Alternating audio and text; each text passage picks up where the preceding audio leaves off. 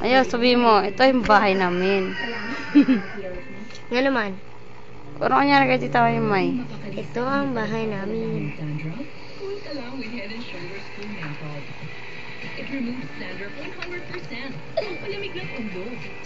ang bahay namin. Tanaw din ko, maagi kung nang i-delete. Wala pa.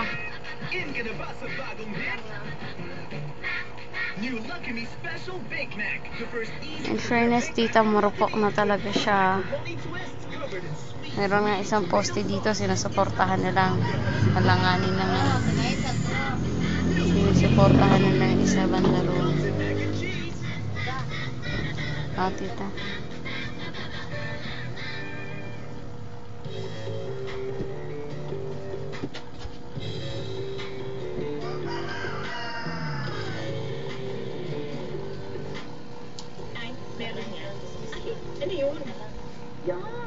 Tita, wait.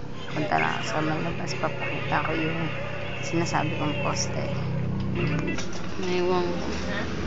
Kaninang umaga pa ito pagising ko.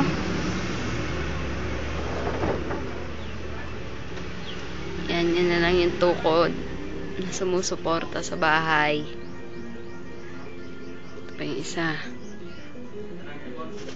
Diba? Yan na yun. See?